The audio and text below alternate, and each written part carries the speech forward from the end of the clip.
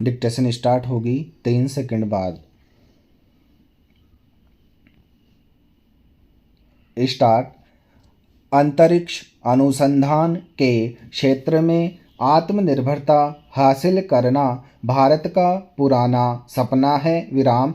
हालांकि इसके लिए संघर्ष लंबे समय से चलता आ रहा है, मगर जब से भारतीय वैज्ञानिकों ने स्वदेशी तकनीक से अंतरिक्ष यान और उपग्रह प्रक्षेपण यानों के लिए क्रायोजेनिक इंजन का विकास किया है, तब से इस दिशा में उल्लेखनीय सफलताएं मिली हैं विराम।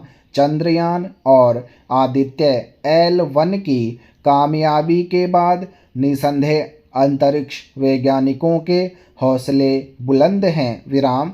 अब गगनयान मिशन को लेकर उत्साह नजर आने लगा है विराम। प्रधानमंत्री ने इस मिशन पर जाने के लिए 4 वैज्ञानिकों के नामों की घोषणा भी कर दी है विराम। वैज्ञानिक इस मिशन को लेकर खासे सावधान हैं विराम। गगनयान की बनावट कुछ इस तरह तैयार की गई है कि उसमें यात्रा करते हुए यात्रियों को पृथ्वी जैसे वातावरण का अनुभव हो और उन्हें सुरक्षित उतारा जा सके विराम। फिलहाल एहतियात के तौर पर 3 मिशन भेजे जाएंगे, जिनमें से 2 मानव रहित होंगे और एक में 3 यात्रियों को 3 दिन के लिए भेजा जाएगा विराम। उन्हें समुद्र या पृथ्वी की सतह पर सुरक्षित उतार लिया जाएगा विराम। इसके लिए तैयार किए गए गगनयान का परीक्षण सफल रहा है विराम। यानी सब तरफ से इस मिशन की तैयारियां पूरी हैं, केवल इसके उड़ान का समय तय होना है विराम। दरअसल गगनयान मिशन को इसलिए महत्वपूर्ण माना जा रहा है कि यह भारत का पहला मिशन होगा जिसमें मानव युक्त यान अंतरिक्ष में भेजा जाएगा विराम। इस यान को पूरी तरह स्वदेशी तकनीक से तैयार किया गया है विराम।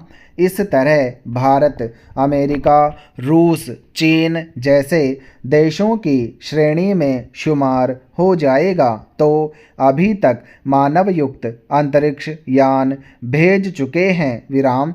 दूसरी उल्लेखनीय बात यह है कि भारत अगले 10 वर्षों में अपना अंतरिक्ष स्टेशन स्थापित करना चाहता है विराम। उसमें गगनयान का योगदान महत्वपूर्ण होगा विराम। अंतरिक्ष स्टेशन का मकसद दरअसल वहां रहकर अंतरिक्ष के रहस्यों को सुलझाना है विराम। अभी तक भेजे गए अंतरिक्ष यानों से प्राप्त जानकारियां बहुत सीमित हैं, जबकि अंतरिक्ष का विस्तार अनंत है विराम। दुनिया भर के अंतरिक्ष वैज्ञानिकों की जिज्ञासा का विषय है कि अंतरिक्ष में क्या कोई ऐसा भी ग्रह है जिस पर मनुष्य जैसे प्राणी रहते हैं या जहां मनुष्य के रहने की संभावना हो सकती है विराम। अंतरिक्ष स्टेशन स्थापित हो जाने से अंतरिक्ष के कई अछूते पक्षों को भी जानने समझने का मौका मिल सकता है विराम। उसमें गगनयान वैज्ञानिकों के स्टेशन तक आवागमन का माध्यम बन सकता है विराम। फिर दुनिया की बदलती स्थितियों में अंतरिक्ष अनुसंधान केवल अंतरिक्ष के रहस्यों को खोलने तक सीमित नहीं है विराम। यह एक विस्तृत कारोबार का रूप ले चुका है विराम। पृथ्वी पर खनिजों की उपलब्धता सीमित हैं, जबकि मनुष्य की ज़रूरतें असीमित विराम। ऐसे में दूसरे ग्रहों पर उपलब्ध खनिजों का दोहन भी भविष्य का एक सपना है विराम। इसके लिए दुनिया की कई निजी कंपनियां भी अंतरिक्ष अनुसंधान के क्षेत्र में अपने पांव पसार रही है विराम। चंद्रमा और मंगल ग्रह पर ऐसे कुछ उपयोगी खनिजों के बारे में पता भी चला है विराम। फिर दूसरे ग्रहों पर मानव बस्तियां बसाना भी दुनिया की अनेक सरकारों का सपना है विराम। भारत भी इसे लेकर उत्साहित है विराम।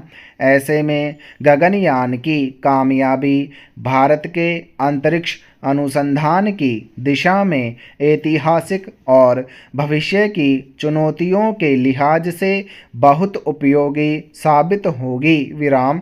गगनयान के अब तक के परीक्षणों से यह उत्साह स्वाभाविक है कि इसमें सफलता मिलेगी विराम। दुनिया में सबसे अधिक खतरा अगर किसी चीज़ से है तो वह है नशीले पदार्थों का कारोबार विराम। इसी के जरिए आतंकवाद आदि का वित्त पोषण होता है विराम। हर वर्ष लाखों नौजवान अकाल मौत मर जाते हैं विराम। इसलिए सरकारों से अपेक्षा की जाती है कि इस पर रोक लगाने में वे अधिक सतर्कता बरतें विराम। मगर लगता है कि भारत इस कारोबार के लिए सबसे सुरक्षित जगह बनता जा रहा है विराम। नहीं तो क्या कारण है कि यहाँ थोड़े थोड़े दिनों पर ही नशे की बड़ी खेप पकड़ी जाती है विराम। अभी पोरबंदर के बंदरगाह से 3300 किलो नशीले पदार्थ की खेप बरामद की गई है, जिसकी अंतर्राष्ट्रीय बाजार में कीमत करीब 2000 करोड़ रुपए बताई जा रही है विराम। इससे पहले शुक्रवार को सोमनाथ के वेरावल घाट पर बहकर आई करीब 350 करोड़ रुपए की नशीले पदार्थ की खेप बरामद हुई थी विराम। पिछले वर्ष मुंद्रा बंदरगाह पर एक पोत के औचक निरीक्षण में करीब 15,000 करोड़ रुपए की खेप पकड़ी गई थी विराम। इस तरह अलग अलग जगहों से छोटी छोटी खेपें आए दिन पकड़ी जाती हैं विराम। निसंदेह यह पुलिस और संबंधित नशारोधी विभागों की सक्रियता कही जा सकती है, मगर सवाल है कि इतने बड़े पैमाने पर हो रहे नशे के कारोबार पर अंकुश क्यों नहीं लग पा रहा विराम। नशे की पकड़ी गई बड़ी खेपों के बारे में तो खबरें सामने आ जाती है, मगर अंदाज़ा लगाना मुश्किल है कि ऐसा न जाने कितना नशीला पदार्थ निगरानी तंत्र की नज़र से पार निकल जाता होगा विराम।